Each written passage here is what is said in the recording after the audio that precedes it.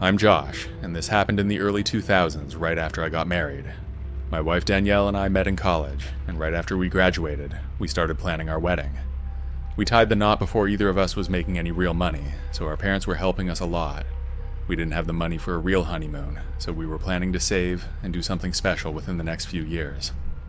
However, my wife's family owned a cabin, only a few hours away from where we were living. It was a beautiful place, and I had been there once before. It was on a 5-acre lot, surrounded by public land, so it was quite a nice secluded spot. After our wedding, Danielle and I drove out there in my old Toyota Camry. It wasn't pretty, but it was still surprisingly reliable. We arrived in the early evening on Saturday, just after the sun went down.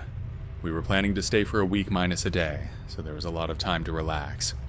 On the first night, we just stayed in and went to bed pretty early. Not much happened the next day or the day after. But one evening, as the sun was setting, I was sitting on the porch in one of the 2 chairs. That was when I noticed a column of smoke about 200 yards ahead. It seemed to be coming from our property, so I was concerned. I decided to check it out, so I shouted into my wife that I'd be back soon, then headed toward the smoke. There was not really any path heading in that direction, so I started walking on the road. It was kind of going the right way, so I was able to maintain a constant line of sight with the smoke. I thought it was most likely that somebody wandered onto our property by accident, thinking it was public land. That kind of thing can happen, and it is usually no big deal. Still, my wife's parents asked that we tell campers that it is private property. Once I was around level with where the smoke was coming from, I had to step into the woods, leaving the road behind.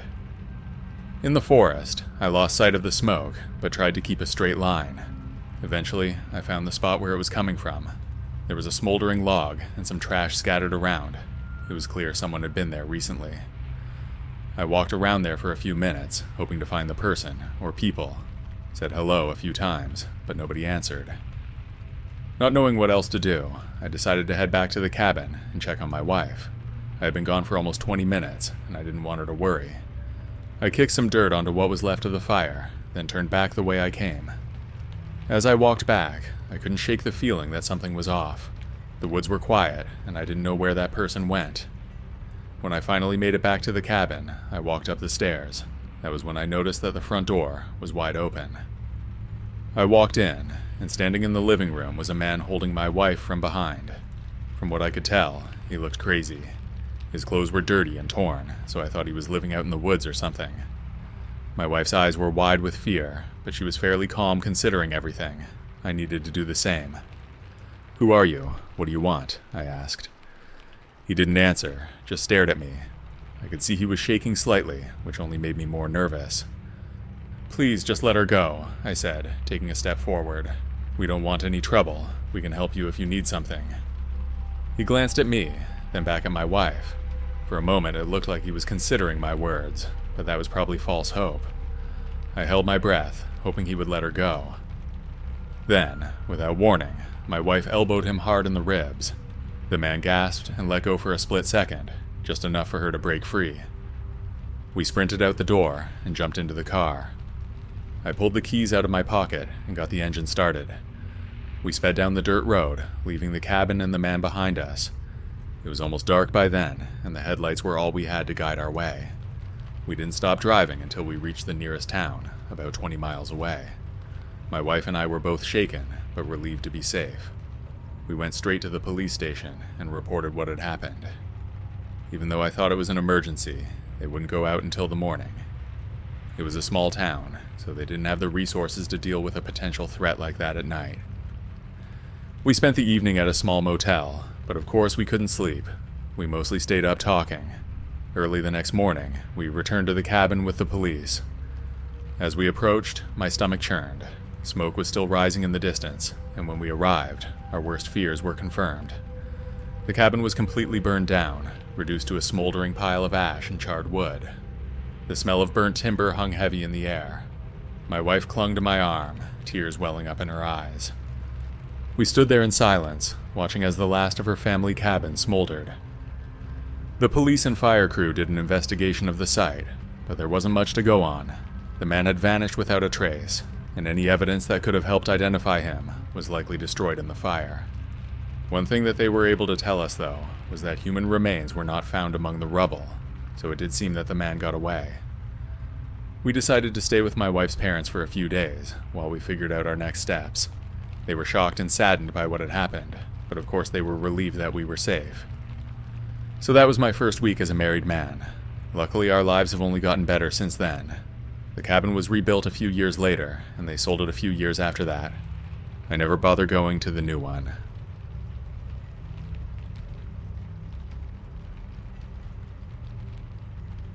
I'm from the North Island of New Zealand, and this took place in our summer about 8 years ago. I was doing a trip around the country with some of my friends after we finished school, and we were on the backpacker circuit for a few months before starting college. For those who don't know the country, the North has some cool spots, but the mountains in the South are on another level. I was looking forward to doing some of the trails that led through the mountains. Some of them were multiple day hikes, and others could be done in just a single day. I had done some research online, and decided on a few that I really wanted to do. I was traveling with a few friends. There was Travis, who was a year older than me, and a lot more experienced at traveling. He had spent a year backpacking in Europe before I graduated. Then there was Jacob, who was my age, and he was about as experienced as me, which is to say not very experienced. We were staying at a hostel in Queenstown on the South Island at the time. It is a popular tourist spot with a lot of the most famous attractions. There are several bungee jumps there, and we all did the biggest one. There were also a lot of good day hikes that were possible without spending the night. The three of us were planning to head out early one morning to tackle one of the more challenging ones. We had researched the route and had all of our food and supplies ready for the day. However, the night before, my two friends had a bit too much to drink. We were out at one of the bars until kind of late, then I headed back to the hostel at about midnight. Travis and Jacob stayed out longer, but I thought they would come to bed soon enough. I was wrong, and in the morning, I couldn't wake them up. Even if I did get them out of bed, then they would probably be way too slow on the trail. We could have done it another time, but I decided to head out that day anyway, because I was really looking forward to it, and I don't mind a bit of time to myself. It was 8 in the morning by the time I headed out alone. I was on the trail by 9, and I was happy that I didn't sit the day out with my friends. There were other hikes in the area, and we could do one of them together another time. I was hiking for a few hours and feeling great. There were some other people around there, but I kept to myself at first. We were in a dense bit of forest and climbing a steep slope when I noticed two other guys ahead of me. They were a little slower, but not enough that I really had to pass them. I kept about a 10-meter distance back as we climbed. When we made it to a plateau, I got pretty close to them, so they stood aside and let me pass. Both of them seemed to be a little older than me. I would guess that they were between 25 and 30 years old. One of them nodded, and I did the same in response. After that, they seemed to be out of my sight for the next few hours. There was a mountain peak on the trail, and I made it there by around noon. Instead of heading back the way I came, which was a more established trail, I decided to take an alternate route down. There were not as many people there. In fact, it seemed like I was the only one for a long way. By around 2 in the afternoon, I was getting hungry, so I stopped to have some food. While I was sitting down, I looked around. Off in the distance, I could see 2 other people on the trail. They were so far away that I couldn't tell what they looked like, or even which direction they were moving. I figured that they were coming towards me, though, because I would have seen them coming in otherwise. I finished eating quickly and kept walking. From then on, I would look over my shoulder once in a while, and those 2 people were getting closer to me whenever I checked. I knew they were gaining on me, and eventually, they were right behind me. That was when I realized that they were the 2 guys I saw earlier in the day. I moved aside on the path to let them get around, much like they did for me earlier. Instead of going past me, though, they came up beside me and stood there. One of them was blocking me from the far side of the trail, and the other was standing right in front of me. If I wanted to escape, then I would have had to go back. I wasn't that worried, though, so I just stood there, waiting for one of them to say something. It was like they wanted something, but neither of them spoke up. Things got tense after 10 long seconds. Then I saw one of them nod to the other. Before I knew it, I was on the ground. I lifted my head feeling confused, but I knew I had been hit. I just didn't know why. I hadn't even managed to get up before one of them grabbed me from behind. He started dragging me through the brush off the trail. I tried to struggle a little, but it was useless. I was still stunned from the hit, and there were 2 of them. It all happened so fast that I didn't have time to even try to understand. After dragging me for around a minute, they stopped. We were still within sight of the trail, but there was nobody else coming, so it didn't make much sense to scream. I saved my breath because of that. Then the two men started kicking me. It hurt, but that wasn't the worst part. We were out there alone, and I knew my fate was in their hands. For a moment, they stopped as I lay there in agony. I was looking up at them, squinting my eyes. Then I saw one of them pull out a knife and take a step towards me. The other guy then grabbed his friend's arm to stop him. "No, get a rock," he said. Then he put the knife away, and both men turned away from me. Thinking this was my only chance to escape, I crawled away as quietly as I could. As I was going, I looked back, and the two guys were still facing away. There were many small bushes and some trees close by, so I went there to hide. Once I was covered, I didn't make a noise. I could hear talking from my attackers, and I knew that they must have noticed that I was gone. It seemed like they looked for me for a while, but they never came that close to finding me. Eventually, it seemed like they left, but I didn't come out for over an hour. Even then, I was scared. When I got back to the trail, I had to decide which way to go. The last thing I wanted was to run into them again. There were fresh footprints on the trail going both ways. Because of that, I figured they must have continued in the direction we were going, so I turned back. I was beaten pretty badly, but my adrenaline was high and I was moving fast. Since I was going the wrong way, spending the night out there seemed like a real possibility. However, I made it back to town well before dark. I was exhausted, but I made it. When I got back to the hostel, my friend saw me and almost fainted. I had a large gash on my face, and one of my eyes was already swollen badly. After cleaning up in the bathroom, we called the cops, but I have no idea if my attackers were caught. They probably weren't, because we left the area only a few days after. Without me there to follow up, the police probably had to drop it. All things considered, I should have done more to make sure they were caught, because I'm pretty sure they were going to end me that day. It was the closest I have ever come to death, and I barely got away alive.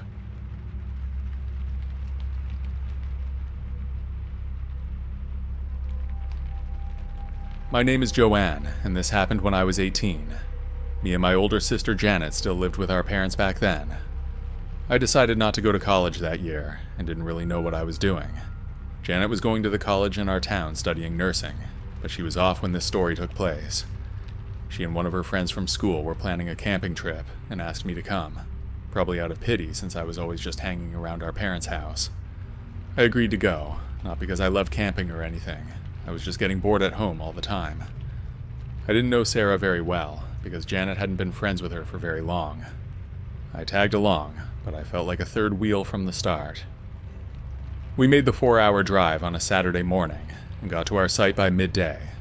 The campsite was crowded. There were a lot of other people around, and many families. Kids were running around everywhere, and there were some younger people like us as well.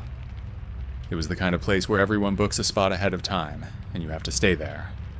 Besides the crowds, there was a beach in the park, and also quite a vast forest with many hiking trails. On the first night, we noticed a group of guys next to us. They were older, probably in their mid-20s. Once we got our fire going in the early evening, they came over to our site. We stood around talking for a while, and they introduced themselves as Jamie and Frank. They were friendly, but I could tell they were more interested in Janet and Sarah. On the second day, the other two went to check out the beach. I had been there earlier, and didn't feel like going back, therefore I was alone at the campsite. Jamie and Frank showed up again while Janet and Sarah were still away. They walked up to me while I was sitting around the smoldering log in our fire pit, poking it occasionally. I looked up as they got close. Then Frank asked where the other two were. I could tell he was looking for them. I said that they would be back soon. Then Frank looked at Jamie and back to me.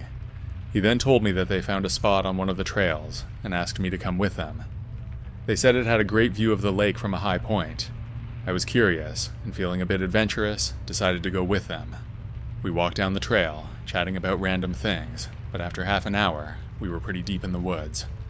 The forest was getting thicker by the second, and we were far away from the kids and families that were near the sites. What was worrying me the most, though, was that the trail seemed to be going downhill. If there was really a great view, then it would have to be going up. As we walked further, the trail became narrower and overgrown with trees. There were a few times where I thought we were lost, but the two guys pressed forward, and I followed. It was then that I realized how vulnerable I was out there with two random guys. I didn't know them after all. Eventually, we reached a clearing in the woods, and there was a tent set up. Jamie and Frank stopped ahead of me, both of them standing in front of the tent. I walked up beside them and looked at Jamie confused. "Is this it?" I asked. Neither of them said a word. I walked over to the tent and looked inside the open front flap.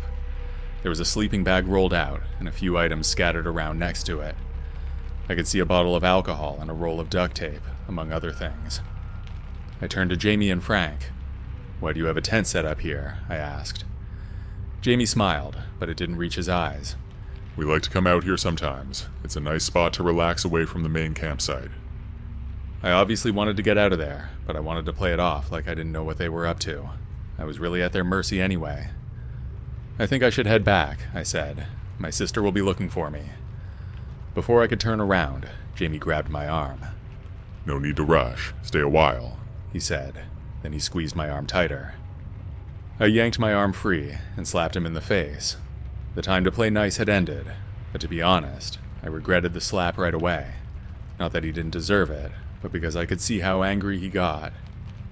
Frank moved to block my path, but I was quicker. I pushed past him and sprinted down the trail, which I could hardly see. I could hear them coming behind me, but I didn't stop. My only focus was getting back faster than them. The trail seemed longer on the way back, but I just kept moving. I stumbled a few times and almost lost the trail. After what felt like an eternity, I made it back to the main area with all the campsites and people. Only then did I give myself the chance to catch my breath. I leaned over to rest. There was a site with a family right next to me. Just then, Frank and Jamie ran up beside me. I screamed when I saw them, and when I did, it drew the attention of an older man at the site next to us. He looked at me as if he was concerned. We made eye contact, and just then, I started to cry. He and a woman came over to me, and just then, Frank and Jamie ran away. When the man got to me, I told him what happened out in the woods. Within an hour, the park rangers and the police were involved. As I later found out, Frank and Jamie were already gone before anybody was able to question them. They surely would have denied it, but I could have led the police back to that creepy spot in the woods that they set up. It would have looked bad for them. They were surely planning something awful out there in the woods, but I think they were really more after my sister. I guess when they found me alone, they decided that I was good enough. To this day, I am thankful that it was me and not her, because I have no idea if she would have managed to escape.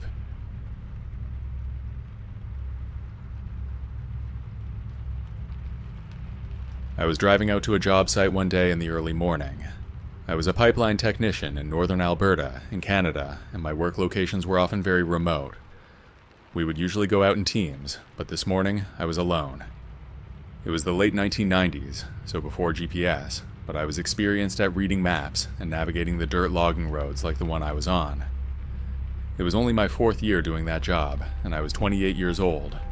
I had a work truck that was more than capable on the bumpy bush highways. The road I was on was unpaved, but in decent shape all things considered. It was one of the main roads for the area. I had been on it for over 2 hours, and I was deep in the woods. Being that it was off-season for logging, there was not supposed to be anybody else around. It was a public road though, so it was always possible for people to come out there for whatever reason. It had been hours since I had seen another truck out there, but then on the right side of the road, I saw a person in the distance. I eased onto the brake pedal with my right foot, and my truck slowed. Then I picked up my radio and called it in. That was standard procedure, but I knew there was little chance anybody would get the message. When I got close, the man waved at me as if wanting me to stop. We were far enough into the woods so that he would be in serious danger if I didn't help. I thought right away that he was lucky I was there. I stopped next to the man, not bothering to pull over. As soon as I rolled down my window, the man spilled his story out to me. He told me that he crashed his car a few miles back, and his wife was hurt. He seemed genuine, and I believed that he was really in trouble. He was almost crying, so that would have been hard to fake.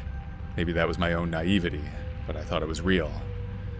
There was no way to call for help quickly, so I agreed to give him a ride. We turned the truck around and started going back the way I came. The man explained that he was out for the day when his truck ran into a ditch. His wife wasn't wearing her seatbelt, and she hit her head in the accident, then the truck got stuck. It seemed plausible, and that would explain why she was hurt, but he was fine. About 20 minutes down the road, the guy told me to take a right turn down a side road. It was narrow and bumpy, as the side roads often are. I took it slow because of that, even though it was an emergency. Eventually, I saw a truck in the distance, but it didn't look like it had crashed. It looked fine, although it was in a shallow ditch. It was hard to believe that he was not able to get it out, because it was a decent pickup truck and not swamped or anything. I became suspicious and didn't want to get out. The man in my truck was scaring me, but I tried not to let him know that I was suspicious. I stopped my vehicle about 15 meters back from the other truck, then shifted into park. I looked at the guy in my passenger seat, but didn't say anything. After an uncomfortable silence, he said, "Well, are you going to get out?" "After you," I said. I figured that if his wife was really hurt, then he would be quick to get out and help. He didn't do that, though, and to me, that confirmed that it was a trap. He knew that if he got out, then I could drive away, and I knew that if I got out, then his buddies would probably jump me. So we both sat there, neither of us saying anything for a while. A whole minute went by before the tension became too much. "So what are you going to do?" I said.